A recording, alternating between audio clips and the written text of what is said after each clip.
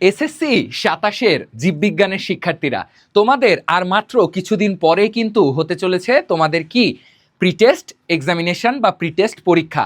এই পরীক্ষায় জীববিজ্ঞানের একটা অত্যন্ত গুরুত্বপূর্ণ চ্যাপ্টার কিন্তু অধ্যায় নাম্বার ৩, যেটাই থেকে তোমাদের একটি সৃজনশীল অবশ্যই মাস্ট কমন আসবে এবং একই সাথে সাথে সৃজনশীলের পাশাপাশি কিন্তু এমসিকিউও কমন আসবে। তুমি বোর্ডে লেখা দেখলেই বুঝবা যে মাত্র দুইটি টপিক যদি তুমি পড়ো, এই দুটি টপিকের ভেতরে সুনির্দিষ্টভাবে আমি কিছু জিনিস বলে দেব, তোমার এখান থেকে কমন পড়তে বাধ্য।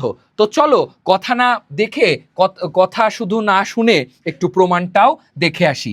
আমরা যেই তৃতীয় চ্যাপ্টার নিয়ে বা কোষ বিভাজনের চ্যাপ্টারটি নিয়ে কথা বলছি, সেই চ্যাপ্টারে দুইটি যেই টপিকের কথা বললাম, টপিক নাম্বার 1 হচ্ছে টপিক এখানে 1 হচ্ছে কি, 1 হচ্ছে মাইটোসিস, 1 হচ্ছে কি মাইটোসিস, ঠিক আছে, মাইটোসিস। আর টপিক নাম্বার 2 হচ্ছে মিওসিস।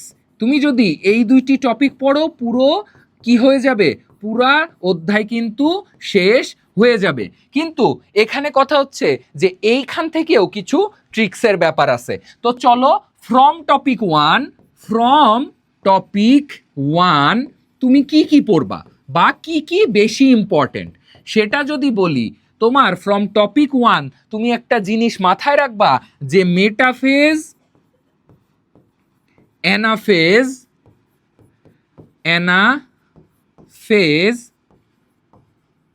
এবং টেলোফেজ, এই তিনটা ধাপের তুমি অবশ্যই পার্থক্য পড়ে যাবা।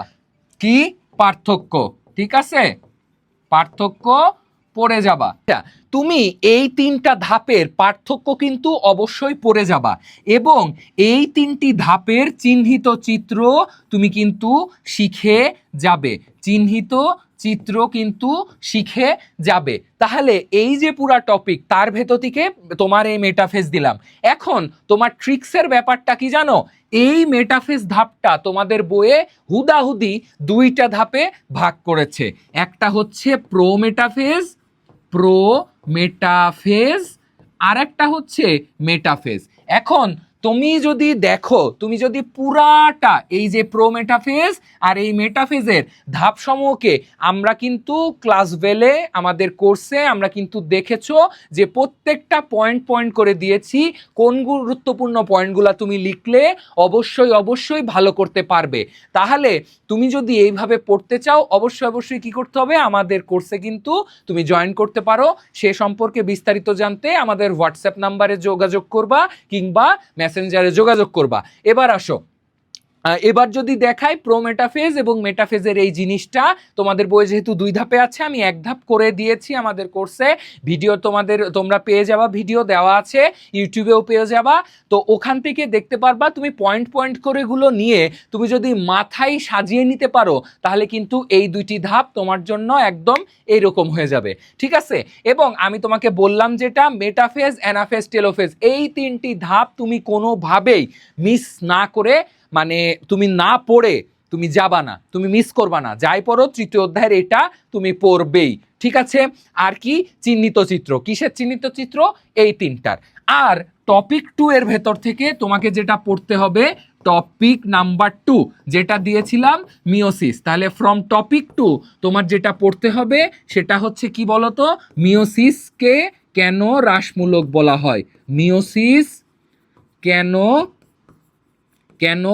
হ্রাসমূলক, ঠিক আছে, হ্রাসমূলক। এটা হচ্ছে কি ছবি সহ, অবশ্যই যাই পড়ো ছবি যদি থাকে ছবি সহ পড়বা। 2 নাম্বার পড়বা কি, জাইগোট গঠন, জাইগোট গঠনের প্রক্রিয়া। আর 3 নাম্বার কি পড়বা বলো তো? 3 নাম্বার পড়বা প্রজাতির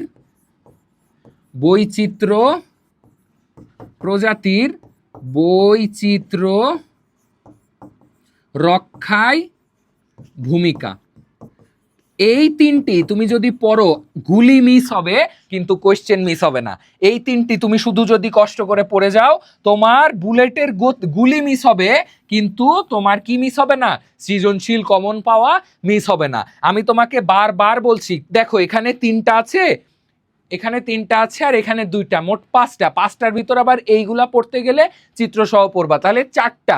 মাত্র এই দুইটা টপিকের ভেতর থেকে চারটা যদি স্পেসিফিক বিষয় তুমি একদম ক্রিস্টাল ক্লিয়ার ধারণা নিয়ে পরীক্ষার হলে যেতে পারো, তুমি এখান থেকে আগত যে সৃজনশীলটি রয়েছে তুমি এটা একদম ভালো মতো অ্যান্সার করতে পারবে। এবং এরই পরিপ্রেক্ষিতে তুমি কিন্তু তোমার সর্বোচ্চ যেই 10-এ 10 নম্বর এই সৃজনশীলের জন্য সেটা সিকিউর করতে পারবে।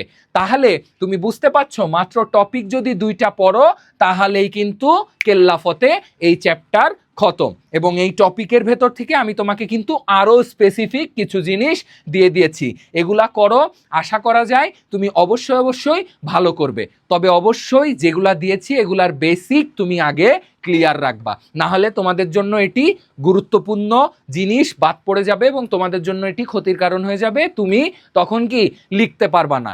এখন তোমার কি করতে হবে, এই তৃতীয় অধ্যায়ের জন্য এই যা দিলাম এটা প্লাস পরেরটা এটা এবং এটা, এই দুইটি অবশ্যই যদি তুমি মাথায় রাখো তাহলে এই যে দুইটি টপিক পড়লেই তৃতীয় অধ্যায় শেষ, এটি তুমি অর্জন করতে সক্ষম হবে।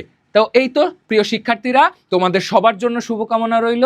ইনশাআল্লাহ তোমাদের সাথে কোনো না কোনো দিন অবশ্যই ক্লাসে দেখা হবে। ততদিন পর্যন্ত তোমরা সবাই ভালো থাকো, সুস্থ থাকো এবং নিরাপদে থাকো, আর অবশ্যই আমাদের ক্লাসভেলের সাথেই থাকো। তোমাদের সবাইকে জানাচ্ছি শুভকামনা। আসসালামু আলাইকুম।